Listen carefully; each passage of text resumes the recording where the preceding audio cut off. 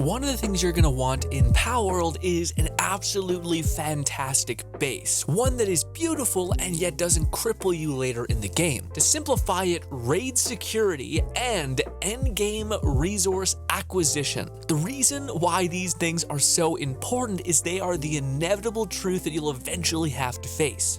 What I mean by that is, for instance, raid security. Do you know how hard raids get as you level up? Enemies start having bazookas, tons of different types. You might be able to knock them dead right now, but I promise you, as you level up your base and your character, they get much, much harder. So it's really important to not set up your base on a flat plane where every enemy can just bull rush you at any possible location. It's much better to have them funnel in at a designated location, at least from 2 or 1 routes, so you can set up defenses on those routes, or just nix them all together, although I don't know how long that's going to be a thing that we can do that for. I can totally see the designers eventually putting in aerial raids. Anyways, and the second thing, the number one reason why you're probably going to have to move shop is endgame resource acquisition. If you have any ambition to play the endgame of this game, you are going to need endgame resources. And those resources can be made easy by setting up your base at really high value locations for resources. Please do not make the mistake of being stubborn and setting up your shop, having invested so much in it, and then realizing that you're working at 2% of the speed that everyone else is and you're being left behind and it's just kind of a mess.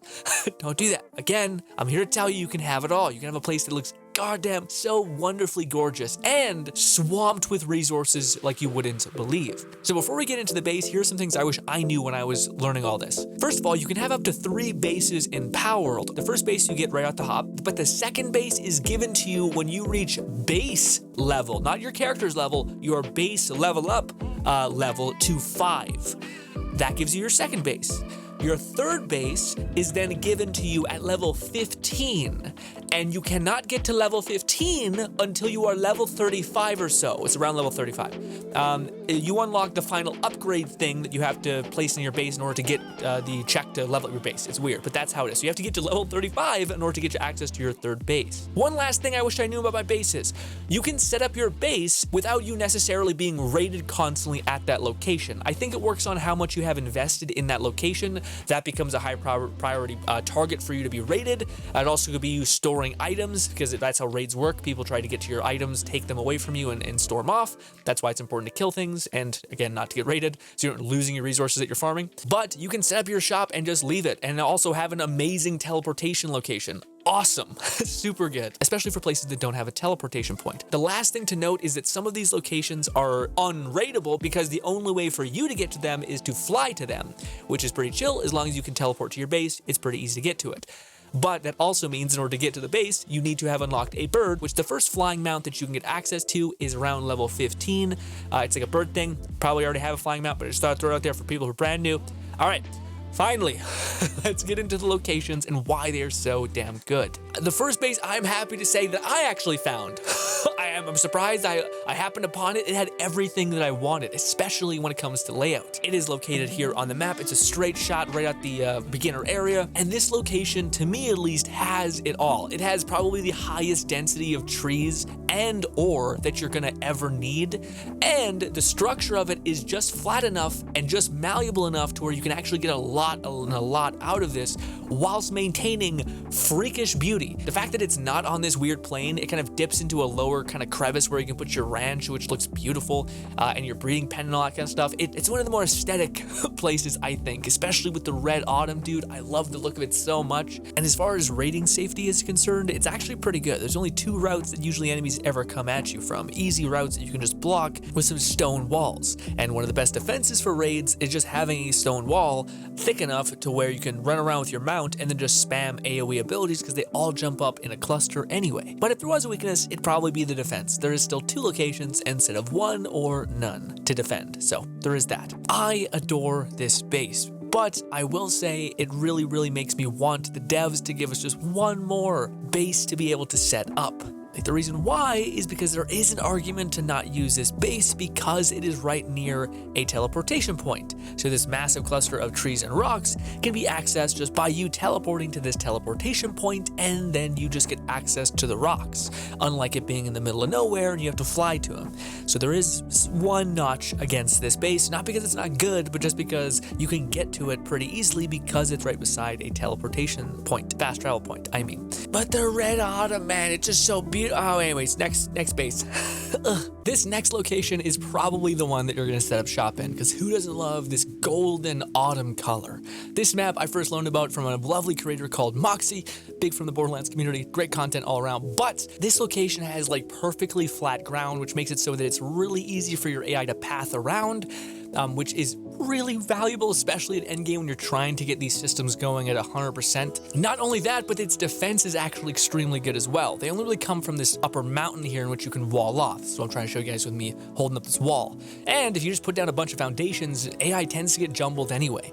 And you can just equip a lot of AoE abilities and you'll be right as rain. But this is exactly what you're looking for when it comes to defense. Not necessarily unpenetrable, but you can still funnel enemies in and then do mass AoE hits to just nuke them. And as far as resources go, this is one of the reasons why most people love and adore this location so much. There is an iron ore cluster as well as plenty of surrounding trees, so you should be able to be fully taken care of as far as your basic and kind of more endgame resources as well. But the fact that things are segregated to one area just being full of rocks and then the other area just being perfectly flat for whatever you want to do is almost perfect. With the one slight issue being, of course, the defense of the area, which honestly I think is already pretty good. So definitely one that most all of us are gonna go to eventually. This one is a little tricky. It doesn't look particularly fantastic, although, first of all, it wins completely when it comes to resources around. You have access to coal, which you're gonna need desperately at endgame, as well as ingots, iron, ore, essentially, and trees galore. In fact, the trees are the thing that's kind of getting in the way, so you'll wanna chop some of those down and put down a platform. The other issue is the fact that the ground is really, really gross. But I promise you it's not that bad, especially when you really dig in to the base building mechanics. But not only that, you also have a tree that summons with skill fruit. Just go right down. Don't fly back up, just go to the teleporter. If you're that far down, it takes way longer to ascend. Anywho, but the real sell of this location, it's 10 out of 10, is because it is all the way up at the top of a mountaintop that is almost unreachable from any enemy. Essentially, it's almost impossible to be raided successfully in this camp. Granted, they also can't get to you, so you don't get the resources either, which is why there could be an argument, the one we just showed being a little bit better. And I'd be willing to wager that the developers are eventually going to add an aerial raid, aka birds or whatever, that are going to eventually find a way to this location, because the devs want you to most likely invest in their catapults and their overall weaponry that defends your base, right? Kind of makes sense. But again, advice for this location: put down foundation where you can. And I would highly advise you put down all of the foundation that you could want sooner rather than later. Because when you put down your foundation, you'll realize that, I can't keep building outwards because foundation needs you to touch the ground. And if I build it at the highest point, then things oftentimes can't reach said point. So it's weird. You almost want to build it below the peak. Like right now, I'm actually showing you guys I messed up. I actually built it way too high. I have to go back and do it lower because in order for me to have as much flat ground as possible, it has to be able to touch the ground. And you can't stack two foundations on top of each other, which would be really convenient.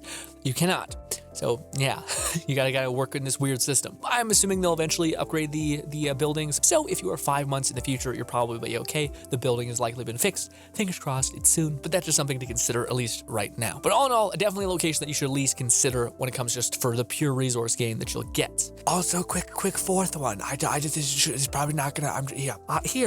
This one. I love it to bits. Think it looks really cool. Not exactly the flattest ground, but a ton of coal, ton of iron, and also literally right beside a skill tree, which looks beautiful. It glows at night. Aesthetic as hell in that regard.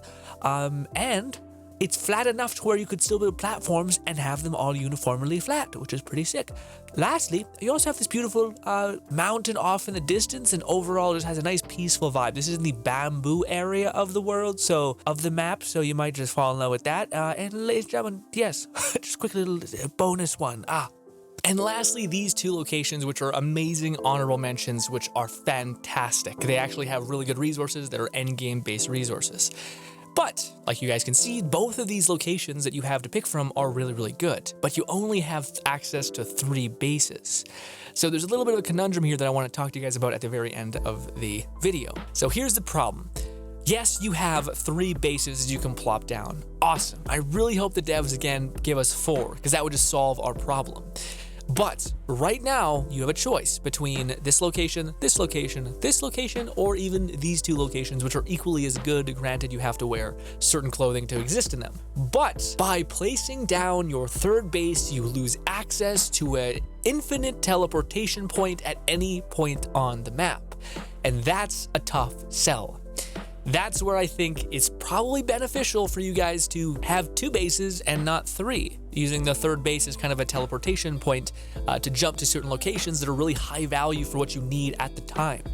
That's the trickiness of all this. Now, first of all, some of you guys might be like, well, wait, Grin, don't I have to build up the right manufacturing and all that stuff to actually be able to dip into some of those resources? Actually, no. One of the cool strats that exists within this game is this massive shell-like creature. Now, when you level up enough, this is when you get access to its special ability. This ability allows you to throw him at a rock, which these are all the end game resources are rocks. You throw him at this rock, you activate his special ability, and he starts spinning like crazy, more than normal, and just destroying and harvesting a rock in like seconds, where normally it takes still hours and hours for them to completely deplete a rock.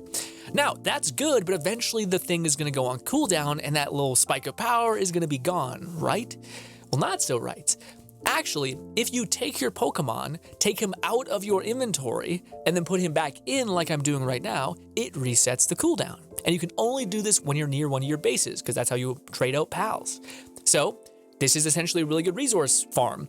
Go to the location, put down your third base, get your rock monster, throw the rocks, blend all the rocks till it's done. When the cooldown's gone, swap them in and out, it resets the cooldown, go again and again and again. That's a really good way to farm, at least right now. Who knows if they'll patch it? Look in the comments if they did. If you want to be as optimal as humanly possible, I think you would choose this as your base and this as your base. You'll definitely be good with iron. You'll be good with coal as well. And of course, you can go to these 2 locations to get the rest. Granted, I don't know if you really need to go to the fire location on the map.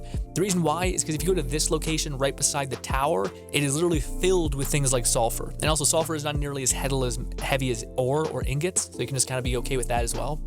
But ladies and gentlemen, we're getting a little rambly. Point is, if you want sulfur, just go here. I think you should only really need to set up shop in the winter area because this resource is kind of a pain to get. But ladies and gentlemen, hopefully that makes sense. Hopefully I can see you once again. And let me know if there's any god tier base that I definitely need to make a follow-up video of, because maybe there's a base that literally has it all. And all you really need is to have whatever base you want and the base that's OP that has all the resources, and you'll be good to go. But right now, I think if you really want to hyper jump your progression, you definitely want to use the rock monster and keep cooldown resetting him, and even using the grapple hook to travel if you're a little over encumbered.